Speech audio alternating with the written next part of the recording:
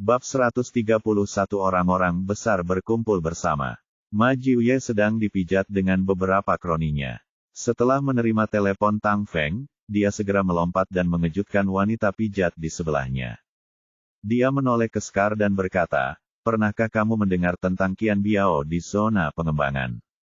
Setelah menerima pujian dari Ye Bufan terakhir kali, Ma Jiu sangat senang dan langsung menerima Scar sebagai orang kepercayaan, membawanya kemanapun dia pergi. Scar berkata, "Saya pernah mendengarnya, tapi dia hanyalah karakter kecil."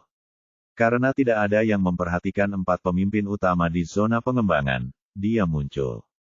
Ma Jiuye memarahi, "Bajingan ini berani memprovokasi kakek. Aku sangat tidak sabar, panggil semua saudara kita bersama-sama dan segera hancurkan tempatnya." Dia memberi perintah, dan 3 hingga 400 gangsternya segera bersiap-siap dan pergi ke restoran Taoti dengan cara yang mengancam. Pada saat yang sama, beberapa orang besar lainnya juga pindah, dan Tang Feng mengeluarkan perintah suar yang paling mendesak.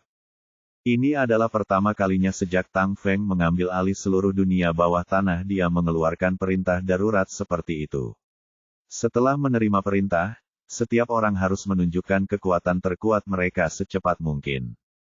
Selain Ma Jiu dari distrik Dongcheng, Su yang dari distrik Xikeng, Tie Guili dan Li Dongyang dari distrik Nancheng, dan Bal Liu dari distrik Beicheng semuanya bergerak secepat mungkin. Untuk sementara waktu, lalu lintas di kota Jiangnan langsung ramai. Kendaraan off-road yang tak terhitung jumlahnya, mobil yang tak terhitung jumlahnya, dan sepeda motor yang tak terhitung jumlahnya mengalir ke jalan-jalan. Untungnya, zona pengembangan ini berpenduduk jarang dan tidak menimbulkan banyak kekacauan. Di dalam restoran Taoti, semua orang memandang Ye Bufan, ibu dan anak dengan sarkasme. Qian Biao melihat jam tangan Rolex emas besar di tangannya. "Wah, sudah 3 menit. Menyerah saja. Biar ku beritahu, tidak ada seorang pun di kota Jiangnan yang berani menantangku, Qian Biao." "Kamu pikir Qian Biao itu, beraninya kamu berbicara dengan Tuan Ye seperti ini?" Begitu dia selesai berbicara, seorang pria besar dengan pipa baja di tangannya bergegas turun dari bawah. Meskipun dia lumpuh dengan satu kaki, dia tongkat baja di tangannya tidak lambat sama sekali, dan dia bergegas ke depan semua orang dalam sekejap mata. Pria berbaju hitam yang tak terhitung jumlahnya bergegas masuk di belakangnya, langsung mengelilingi semua yang dibawa oleh Qian Biao. Yang pertama tiba adalah Tie Guili dan Li Dongyang. Lokasinya paling dekat dengan zona pengembangan, jadi dia sampai paling cepat. Sejak Ye Bufan memberi pelajaran pada Ma Jiu, eselon atas di seluruh dunia bawah tanah Jiangnan tahu tentang reputasi pemuda ini, dan mereka semua dengan suara bulat memanggilnya Ye. Hari ini Tang Feng mengeluarkan perintah suar yang belum pernah digunakan sebelumnya untuk Ye Bufan bergegas secepat mungkin untuk mendapat kesempatan tampil. Setelah memasuki pintu, dia melihat Qian Biao dan 30 atau 40 orang mengelilingi Ye Bufan. Ekspresi kasihan segera melintas di wajahnya.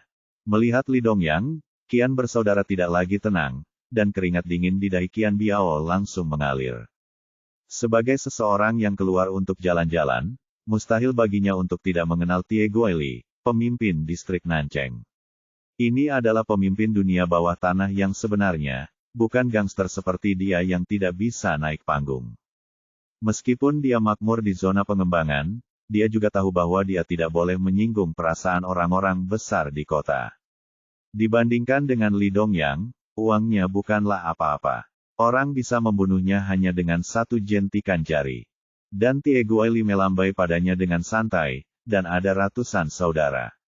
Dalam sekejap, tidak hanya Qian Biao tetapi juga Qian Gui menjadi pucat karena ketakutan. Tanpa diduga, mereka menelepon Tie Guili dan Li Dongyang hanya dengan 1 panggilan telepon. Saat ini, Qian Gui membenci Bi Haikuan. Bukankah dia mengatakan bahwa anak ini tidak memiliki latar belakang? Bukankah kamu bilang anak ini mudah diinjak? Mengapa Anda menemukan Tie Guili? Awalnya, dia mengatakan bahwa tidak ada yang berani melawan Qian Biao. Tetapi situasi saat ini adalah Qian Biao bahkan tidak memenuhi syarat untuk melawan orang lain. Sebelum orang ini pulih, Li Dongyang telah mendatangi Ye Bufan dan berkata dengan ekspresi hormat, Li Dongyang telah bertemu Ye di distrik Nancheng. Sebuah jarum, tapi di hati setiap orang semua memicu lautan badai. Siapa Li Dongyang? Itu adalah pemimpin besar di distrik Nancheng, orang besar yang akan gemetar di mana-mana saat dia menghentakkan kakinya. Pada saat ini, dia benar-benar memanggil pemuda ini, Tuan Ye, dengan hormat, yang menunjukkan betapa menakutkannya identitas orang lain dan betapa mulianya statusnya. Keringat dingin langsung mengalir dari dahi Qian Biao. Siapa yang dia sakiti? Tampaknya semuanya menjadi serius hari ini. Tapi masalahnya belum selesai. Kali ini, terdengar lagi langkah kaki gelisah di puncak tangga, lalu Ma Jiuye bergegas bersama orang-orang. Dia melangkah maju, penuh momentum, dan berteriak keras, saya, Ma Jiu, ingin melihat siapa yang berani menantang Tuan Ye. Saya harus menghancurkannya hari ini.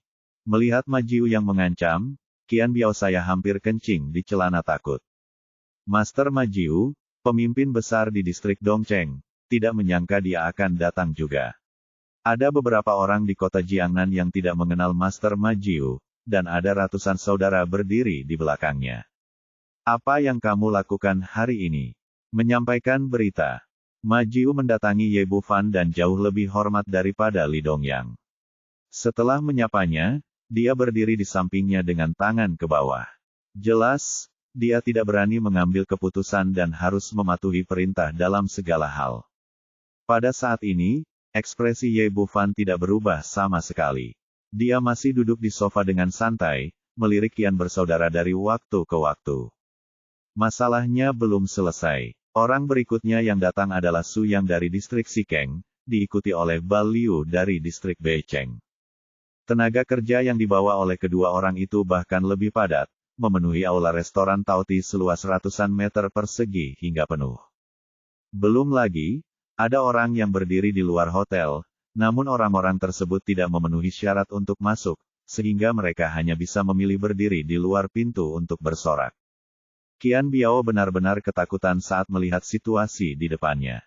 Kakinya gemetar dan dia tidak berani mengucapkan sepatah kata pun. Dia telah melihat dengan jelas bahwa sekarang dia tidak lagi berperang melawan Ye Bufan sendirian, tetapi melawan seluruh dunia bawah tanah Jiangnan. Yang terpenting dia belum punya kekuatan. Jika bos besar ditarik ke hadapannya, dia bisa bunuh diri dengan menjentikkan jarinya. Qian Gui berdiri di dekatnya, pakaiannya basah oleh keringat dingin.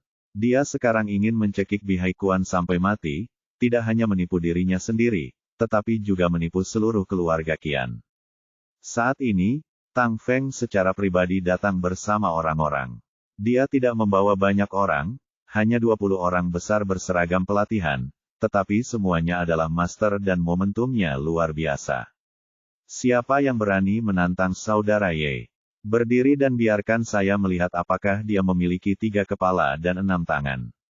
Begitu Tang Feng muncul, Qian bersaudara tidak dapat lagi bertahan dan jatuh ke tanah satu demi satu. Dalam hal kekuatan keluarga Qian berada puluhan mil di belakang keluarga Tang. Dalam hal pengaruh di dunia bawah tanah, bahkan lebih tinggi daripada di dunia. Tidak ada ruang untuk membandingkan keduanya. Tang Feng berdiri secara pribadi. Belum lagi kota Jiangnan yang kecil, bahkan seluruh provinsi Jiangnan tidak dapat memprovokasi banyak orang. Ketika Ye Bufan melihat orang-orang hampir sampai, dia berdiri dan tersenyum dingin, memandang Qian Biao dan berkata, orang-orangku hampir sampai, apakah kamu tidak akan mengambil kakiku? Ayo mulai.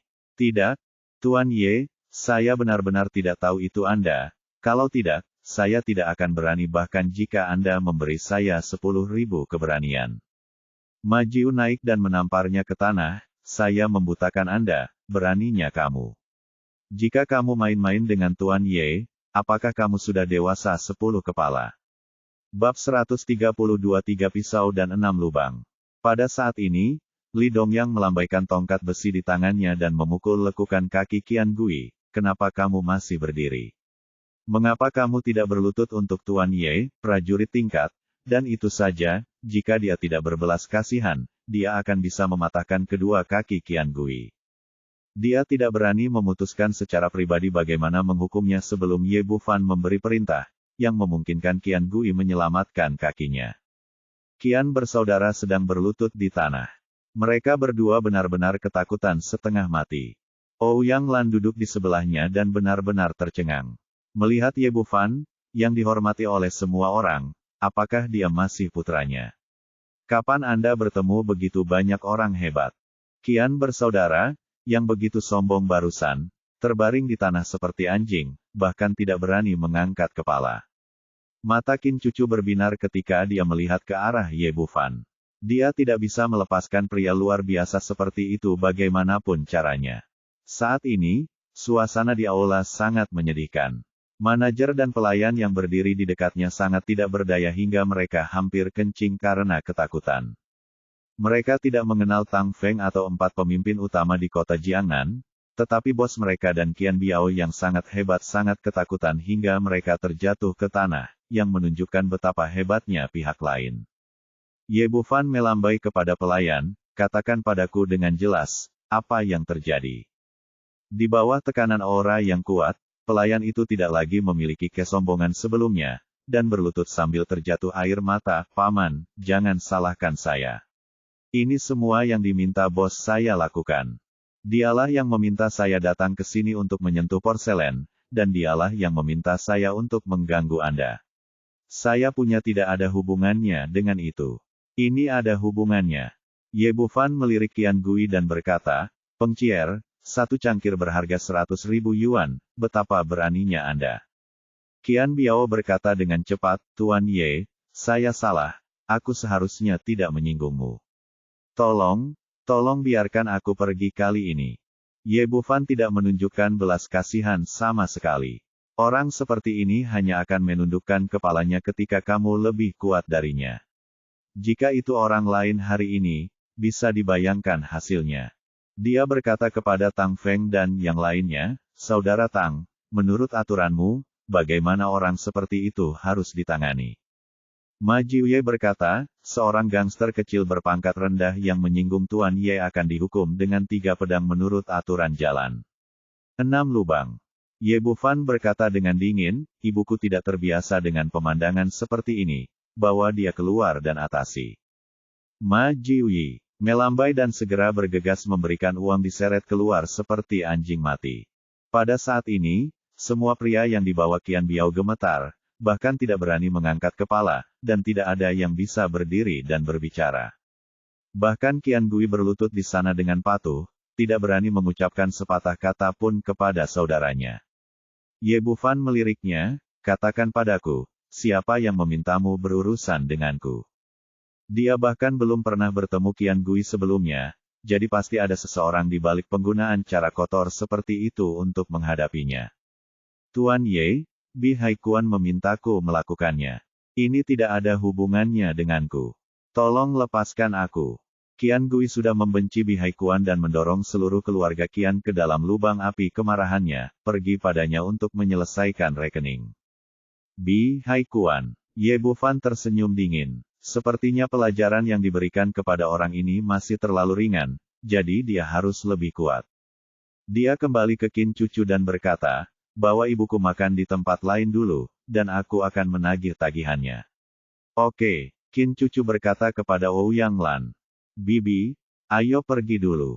Tergerak, awalnya, dia ingin memberitahu putranya untuk berhati-hati, tetapi setelah melihat Tang Feng dan orang lain yang berdiri di dekatnya, dia menyadari bahwa orang lainlah yang harus berhati-hati dalam situasi ini, jadi dia tidak mengatakan apa-apa. Setelah menyuruh kedua orang itu pergi, Tang Feng berkata, Saudara Ye, apa yang ingin kamu lakukan di sini? Karena kamu menginginkan kedua kakiku, aku tidak bisa bersikap sopan dan mematahkan kakinya. Ye Bufan berkata dengan dingin, bukankah 1 cangkir berharga 100.000 yuan? Kalau begitu berikan aku seluruh restoran. Hancurkan, mari kita lihat berapa banyak uang dia bisa meminta. Oke, serahkan masalah ini padaku, ayo kita lakukan bersama. Di bawah kepemimpinan Ma Jiuye, ribuan orang berkumpul di hotel dan mulai membuat keributan berubah menjadi reruntuhan dalam sekejap mata. Qian Gui tidak peduli tentang hal ini saat ini, dan pipa besi Lidong yang jatuh lagi ke kakinya. Perbedaannya dengan yang terakhir kali adalah kali ini tidak ada lagi yang bisa ditahan. Dua suara berderak terdengar, dan kedua kakinya hancur berkeping-keping oleh tongkat besi. Bahkan jika dipasang kembali, mereka harus duduk di kursi roda selama sisa hidup mereka. Ye Bufan bahkan tidak melihat ke arah Qian Gui, yang berteriak, dan menoleh ke semua orang, jika Anda tertarik, ikutlah dengan saya untuk menagih hutang. Saya akan pergi dengan Tuan Ye, dan saya akan melakukan apapun yang Tuan Ye memintaku untuk melakukan. Petik 2. Semua yang hadir berkata serempak, tidak ada yang mau melepaskan kesempatan ini untuk menyenangkan.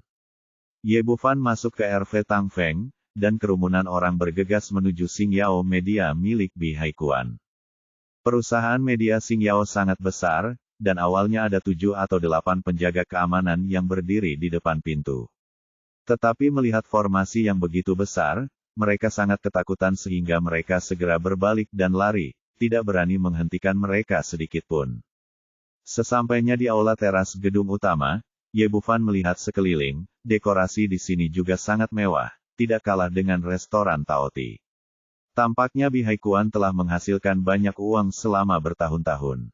Li Dongyang berkata dengan penuh semangat, Tuan Ye, apakah Anda ingin menghancurkan tempat ini juga? Sepertinya dia baru saja menghancurkan sebuah restoran besar, dan dia masih merasa itu belum cukup. Ye Bufan tentu saja tidak sopan dan mengangguk dan berkata, hancurkan.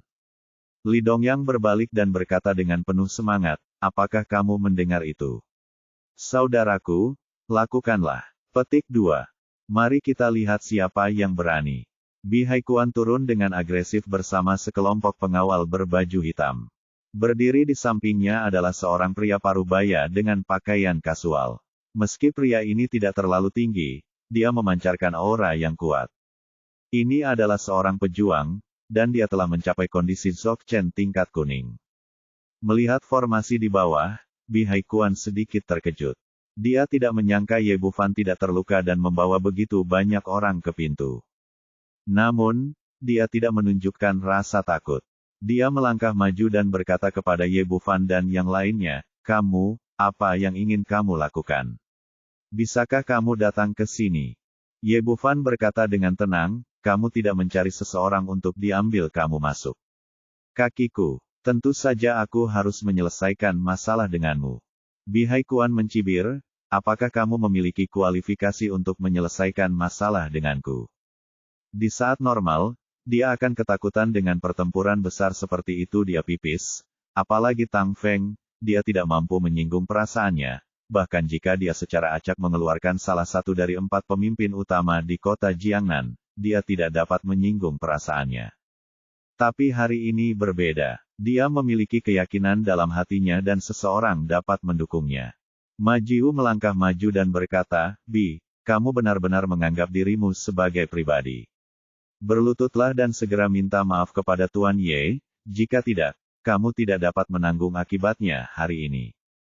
Bi Haikuan berkata, aku juga memberitahumu, hari ini saya ada tamu-tamu terhormat di sini, dan Anda tidak mampu menanggung akibat mengganggu mereka. Saya menyarankan Anda untuk keluar sesegera mungkin. Tang Feng tersenyum dingin, kalau begitu saya ingin melihat apakah ada konsekuensi yang saya, Tuan Tang, tidak mampu. Ya, saudara-saudara, lakukanlah dan hancurkan tempat ini dulu. Sebagai pengontrol dunia bawah tanah, dia pasti memiliki kepercayaan diri, dan tidak ada seorang pun dari keluarga Tang yang mampu menakutinya di Jiangnan. Kota. Li Dongyang dan yang lainnya hendak mengambil tindakan setelah menerima perintah. Saat ini, pria parubaya yang berdiri di sampingnya berkata dengan dingin, saya, wanita tertua dari keluarga Gu, di sini sebagai tamu. Mari kita lihat siapa berani bertindak gegabah.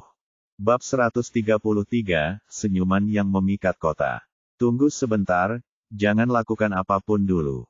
Ekspresi Tang Feng berubah, dia segera menghentikan anak buahnya, dan berkata kepada pria parubaya itu, wanita tertua dari keluarga Gu yang mana yang kamu bicarakan?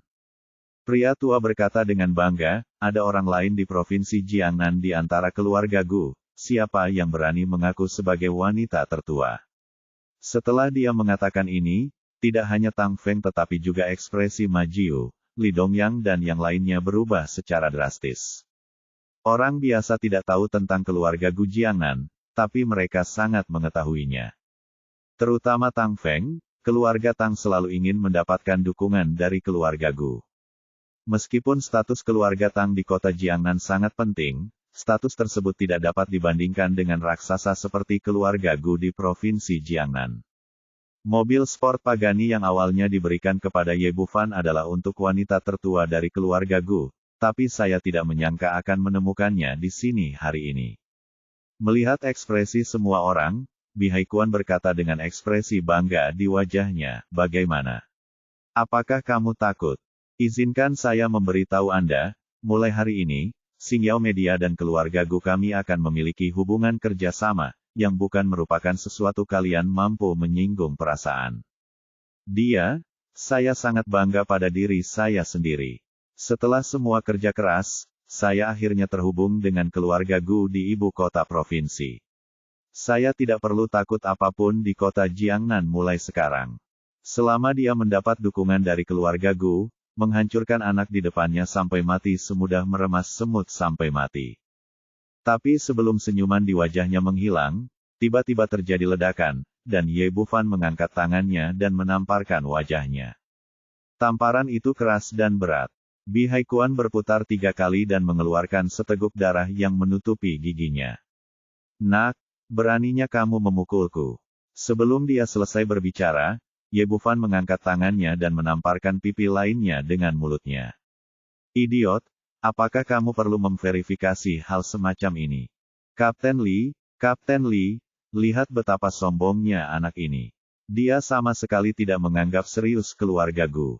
Kamu harus mengambil keputusan untukku." Bihai Kuan bangkit dari tanah, memeluk paha pria parubaya itu, dan mulai menangis dengan pilek dan air mata. Nama pria parubaya itu adalah Li Xiao, dan dia adalah kapten pengawal keluarga Gu.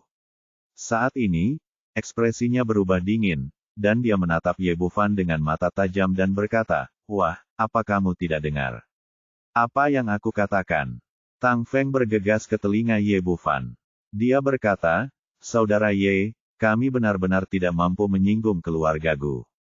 Bukan karena dia pemalu, tetapi karena keluarga Gu terlalu kuat, jauh melampaui apa yang dapat ditandingi oleh keluarga Tang saat ini."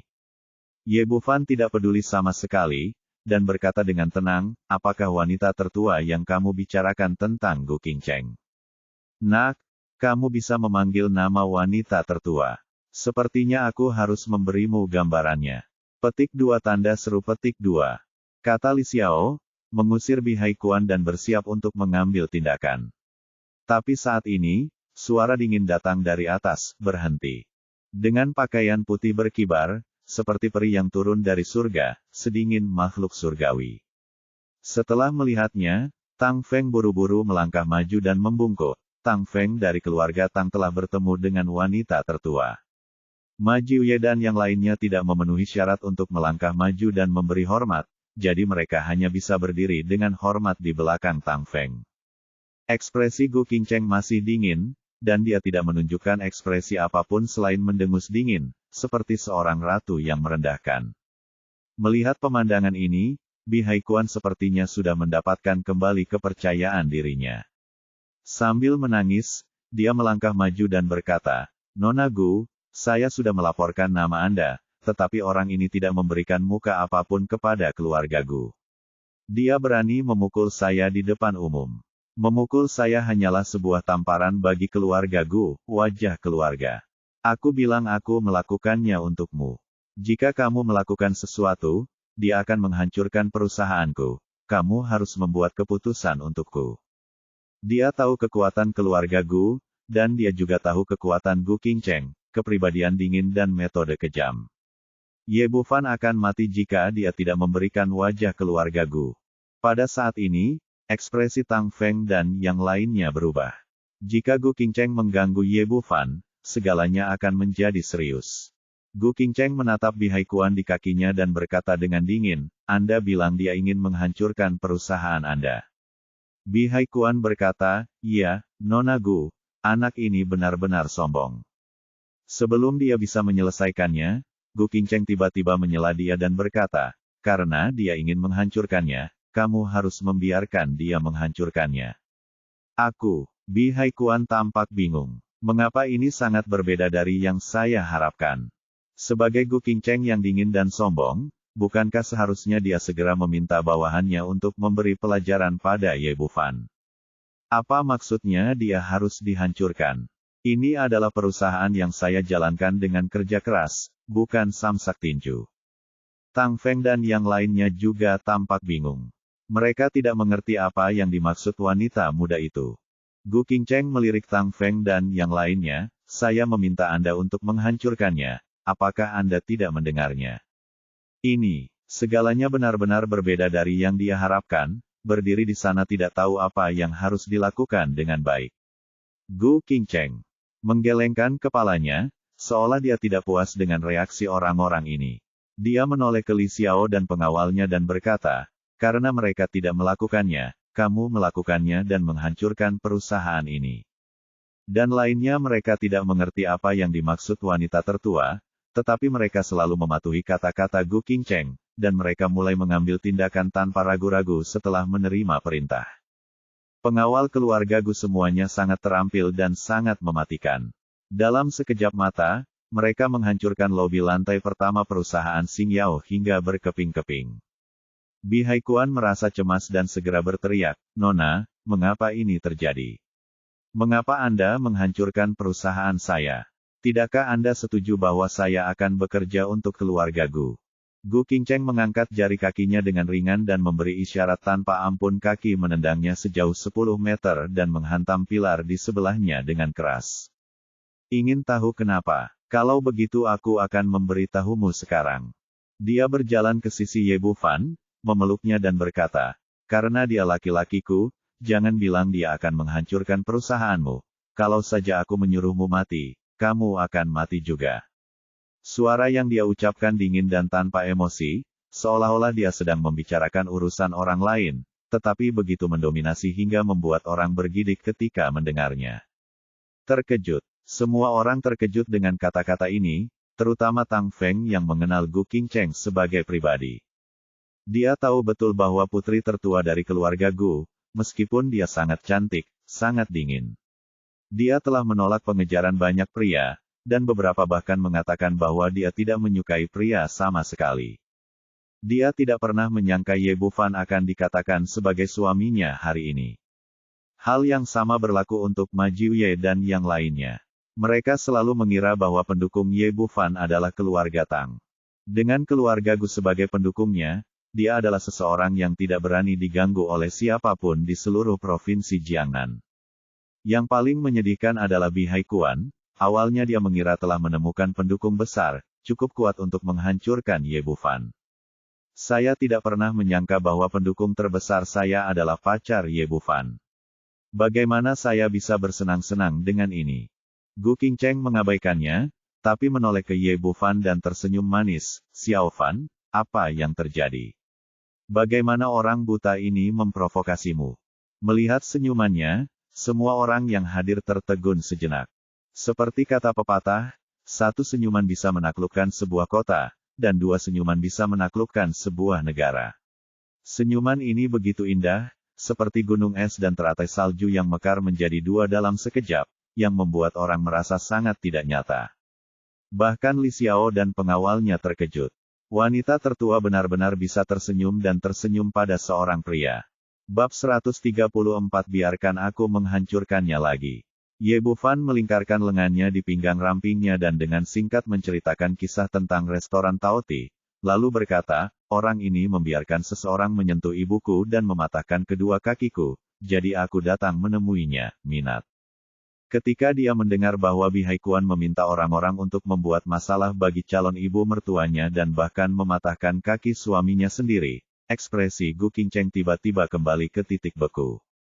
Dia melambai kepada Li Xiao dan berkata, saya akan melumpuhkan anggota tubuhnya.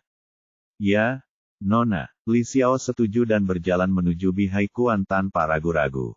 Bi Haikuan benar-benar ketakutan dan buru-buru menangis dan berteriak, tidak, Nona, Tolong jangan, tolong biarkan aku pergi kali ini, aku akan tetap melayanimu. Gu Qingcheng tidak melihatnya sama sekali, kata dengan suara dingin, mulai hari ini, keluarga Gu akan memutuskan semua kontak dengan perusahaan media Xingyao. Siapapun yang berbisnis dengan perusahaan media Xingyao akan menjadi musuh keluarga Gu saya dan...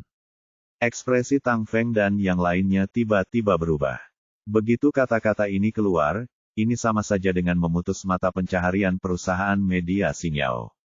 Sebelum Bi Haikuan sempat bereaksi, dia telah meremukkan kaki kirinya dengan sekali klik, diikuti oleh kaki kanan, lengan kiri, dan lengan kanannya. Dalam sekejap mata, Tuan Muda Bi, yang awalnya sangat sombong, kini menjadi cacat dengan semua anggota tubuhnya terpotong. Gu Qingcheng sepertinya masih marah dan berkata kepada Li Xiao, segera bawa orang ke restoran Taoti dan hancurkan untukku. Tang Feng buru-buru melangkah maju dan berkata, Nona Gu, kamu tidak perlu melakukan ini. Don jangan repot-repot, orang-orangku sudah menghancurkannya. Sudah selesai, siapa yang memintamu untuk menghancurkannya?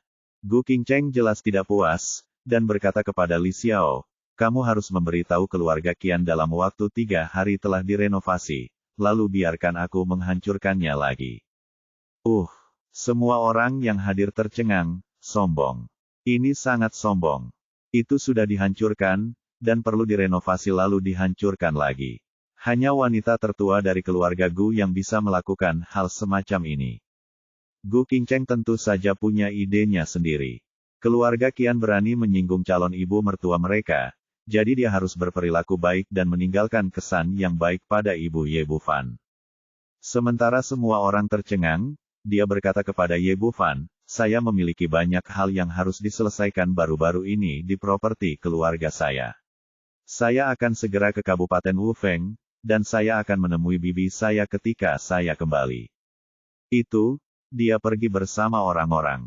Setelah mengantar Gu Qingcheng pergi dengan hormat, Tang Feng menghampiri dan menepuk bahu Ye Bufan, berkata dengan kagum, saudara Ye benar-benar luar biasa. Dia bahkan bisa menangani keindahan gunung es keluarga Gu. Saya sangat mengaguminya.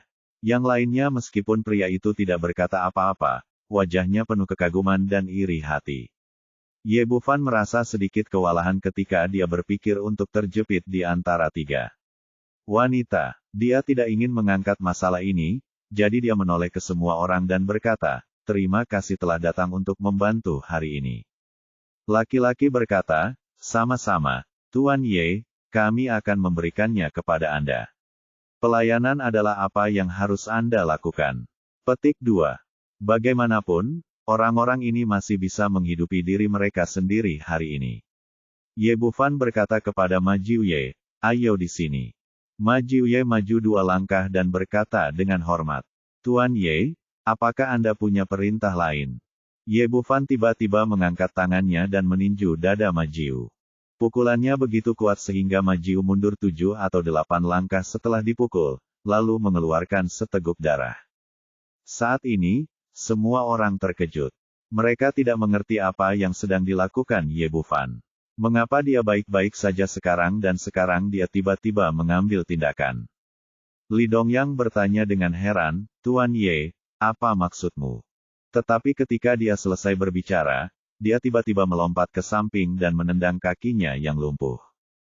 Terdengar bunyi klik, dan kakinya langsung ditendang menjadi 2 bagian. Semua orang yang hadir langsung meledak, terutama orang-orang Ma Jiuye dan Li Dongyang.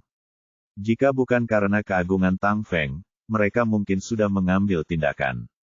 Bal Liu mengambil 2 langkah ke depan dan berkata dengan suara dingin, Ye Bufan, apa maksudmu? Semua orang di sini untuk membantumu. Bukankah ini membalas kebaikan dengan balas dendam? Diam. Tuan Ye, ini tidak membalas kebaikan dengan sepenuh hati, tapi memberi kami bantuan. Untunglah. Ma Jiu yang berbicara. Dia menyeka darah dari sudut mulutnya, melangkah maju dan berlutut di tanah. Tuan Ye, aku akan menjaga kebaikan dalam pikiran, dan aku akan melakukan ini mulai sekarang.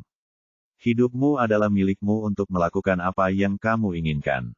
Semua orang yang hadir bingung dan tidak mengerti apa yang sedang terjadi.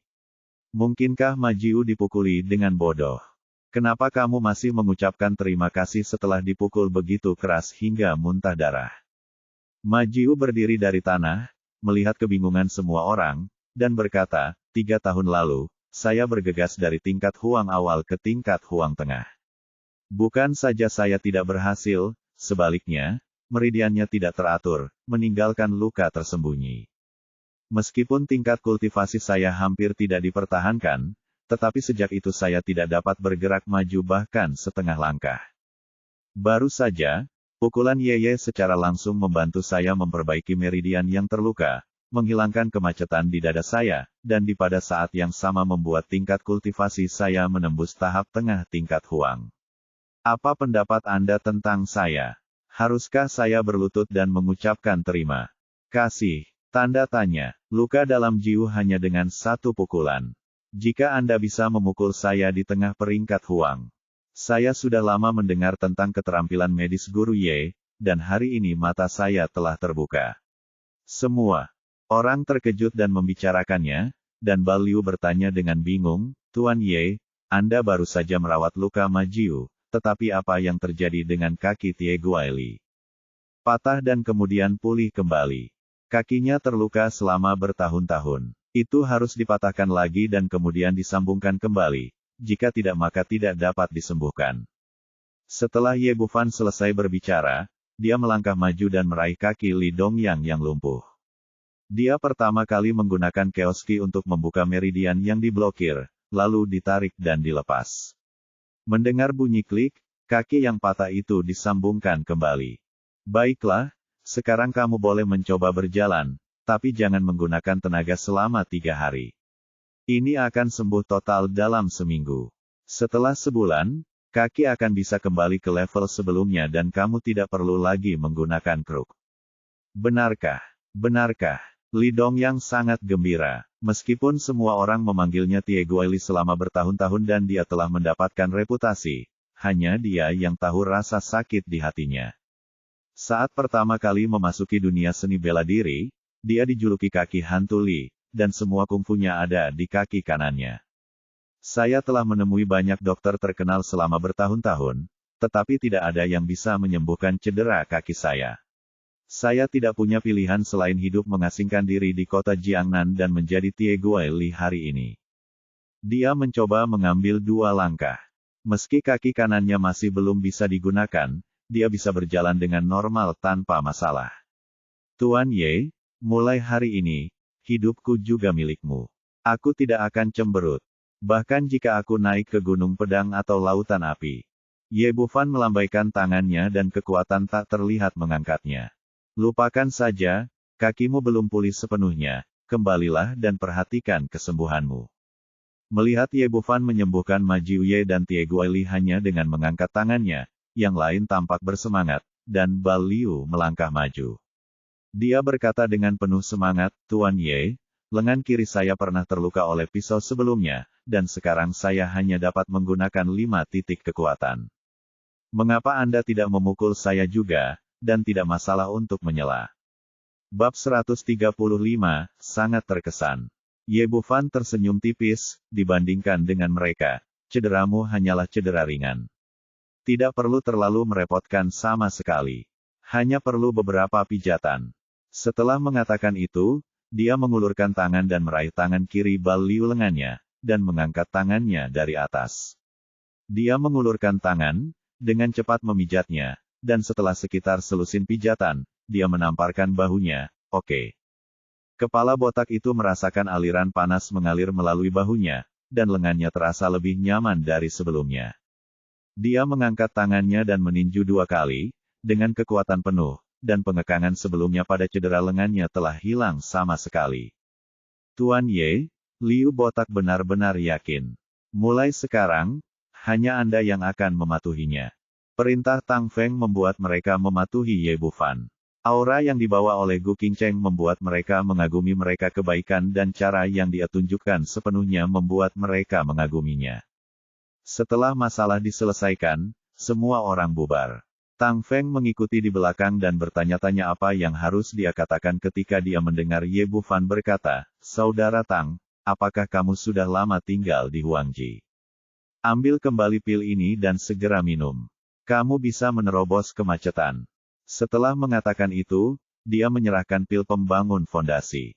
Tentu saja dia tahu apa yang diinginkan Tang Feng, dan cara mengendalikannya adalah dengan menggunakan kebaikan dan kekuatan. Tang Feng mengambil ramuan itu dan berkata dengan wajah gembira, "Saudara Ye, kamu benar-benar seorang dermawan yang hebat bagi keluarga Tang kami. Mulai sekarang, urusanmu akan menjadi urusan keluarga Tang kami. Tang pasti akan melakukannya." Meninggalkan perusahaan media Xingyao, Ye Bufan sedang berjalan sendirian. Meski malam sudah gelap, arus orang di jalan bukan saja tidak berkurang, bahkan justru lebih banyak dibandingkan siang hari. Saat ini pertengahan musim panas, dan malam hari jauh lebih nyaman daripada siang hari.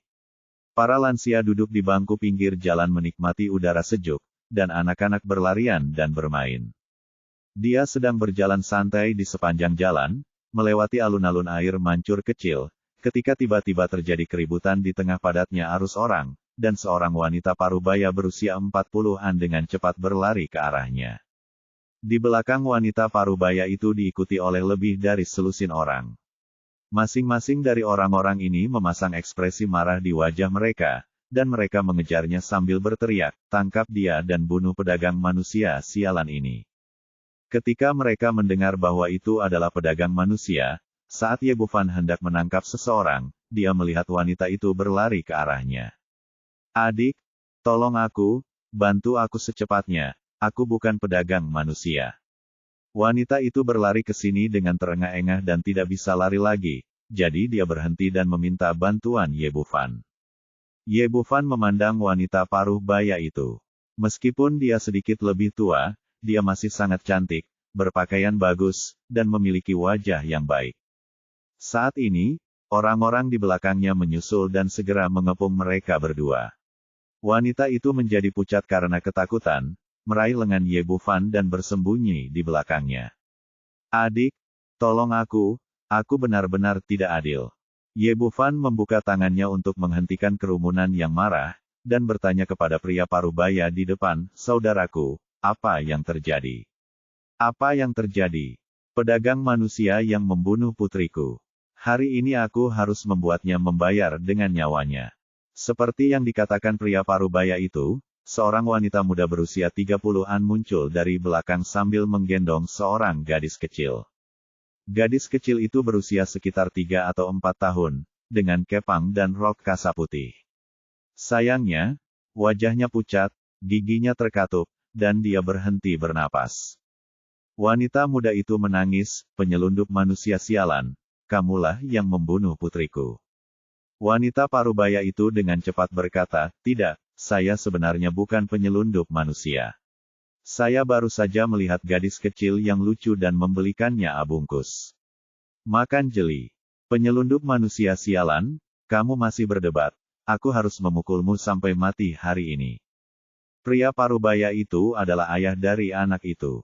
Setelah mengaum, dia bergegas menuju wanita parubaya itu, diikuti oleh 4 atau 5 orang lainnya. Kemudian, dia datang dengan agresif untuk mengambil tindakan. Wanita parubaya itu sangat ketakutan hingga dia menggigil dan tubuhnya menegang di belakang Ye Bufan. Ye Bufan mengulurkan tangannya untuk memblokir, mendorong pria parubaya itu ke belakang, dan kemudian berteriak dengan keras, "Berhentilah membuat masalah, anak itu bisa diselamatkan." Raungannya mengandung kekuatan batin Chaos Ki, yang segera mengejutkan orang-orang. Semua orang hadir. Wanita muda itu berkata, "Tidak mungkin. Ambulans baru saja tiba dan mengatakan bahwa putriku tidak dapat diselamatkan." Setelah mengatakan itu, dia mulai menangis lagi. "Putriku yang malang, Tong-Tong yang malang, dibiarkan begitu saja. Sudah hilang." Ye Bufan telah menggunakan kesadaran spiritualnya untuk memindai kondisi gadis itu. Meskipun dia telah berhenti bernapas saat ini, pupil matanya masih ada dan jiwanya masih ada. Dalam hal ini, dia bisa masih mengobatinya. Tetapi jika hal itu berlangsung lebih lama lagi, itu akan terlambat bagi para dewa. Dia berkata kepada wanita muda itu, "Saudari, saya seorang dokter, berikan saya anak itu, dan saya pasti bisa menyelamatkannya." Karena keinginan batinnya untuk kebangkitan putrinya, Wanita muda itu tanpa sadar mengirimkan anak itu ke Ye tangan Bufan, dengan ekspresi kerinduan di wajahnya. Dia berkata, bisakah kamu benar-benar menyelamatkan putriku? Ye Bufan bahkan tidak repot-repot berbicara dengannya menghadap ke bawah, lalu mengulurkan tangan dan menamparkan punggungnya. Terdengar bunyi letupan, dan sepotong jeli menyembur keluar dari mulut gadis kecil itu dan jatuh ke tanah. Ketika para penonton melihat gadis kecil itu memuntahkan jeli yang menempel, harapan tiba-tiba muncul di hati mereka, tetapi kemudian mereka menemukan bahwa gadis kecil itu masih pucat dan tidak menunjukkan tanda-tanda kebangkitan. Wanita muda itu tampak putus asa, tidak ada gunanya. Dokter baru saja mengumumkan bahwa Tong Tong telah meninggal. Ayah anak itu berkata, pembunuhan harus dihukum dengan nyawa. Wanita jahat ini harus dibunuh hari ini. Pada saat ini, terdengar sirene yang menusuk, lalu 3 mobil polisi melaju dan berhenti di samping kerumunan. Perhatian orang-orang tiba-tiba tertuju pada mobil polisi, tetapi Ye Bufan tidak terlalu peduli. Dia membaringkan gadis kecil itu di tanah, lalu mengeluarkan jarum perak dan mulai menggunakan 9 jarum penyegar jiwa. Setelah kendaraan berhenti, seorang petugas polisi Parubaya berusia 40-an melompat keluar terlebih dahulu. Pria ini memiliki penampilan yang sangat tegas dan memancarkan aura yang tajam dan mematikan. Setelah melihat petugas polisi Parubaya tersebut, wanita Parubaya yang bersembunyi di belakang Ye Bufan segera berlari mendekat, meraih lengannya dan berkata, "Wang tua, kamu di sini. Mereka bilang saya seorang pedagang manusia, tolong buktikan kepada saya secepatnya." Ayah anak tersebut menindaklanjuti dan berkata, "Petugas, wanita ini adalah pedagang manusia, dia membunuh putri saya." Saat ini, seorang polisi berkacamata di sebelahnya berkata, "Ini adalah istri direktur kami, bagaimana bisa dia adalah seorang pedagang manusia?" Petugas polisi Parubaya itu maju 2 langkah dan berkata kepada semua orang dengan tatapan serius, "Saya Wang Jianfeng, Direktur Departemen Kepolisian Kota Jiangnan, dan dia adalah istri saya Tang Wenqi. Saya bisa jamin dia bukan pedagang manusia." Orang-orang di sekitar tercengang, dan mereka tidak menyangka. Orang di depannya ternyata adalah pemimpin tertinggi Departemen Kepolisian Kota Jiangnan, dan wanita ini adalah istrinya. Ayah gadis kecil itu berteriak, "Apakah dia seorang pedagang manusia atau bukan? Dia tetap membunuh putri saya, dan dia harus membayar harganya hari ini." Yang lain juga berteriak, yaitu, "Apakah dia istri direktur atau bukan? Dialah istri direktur. Dia membunuh anak itu. Tangkap dia. Dia harus ditangkap. Wanita kejam seperti itu harus dihukum mati. Tidak masalah jika Anda adalah direkturnya untuk melindungi istri Anda, saya akan segera menelepon media." Mengungkap Anda, Wang Jianfeng mengerutkan kening dan berkata kepada semua orang, "Jangan khawatir, sebagai direktur kantor polisi, saya tidak akan pernah melindungi orang lain, tetapi saya harus mengerti situasinya dengan jelas.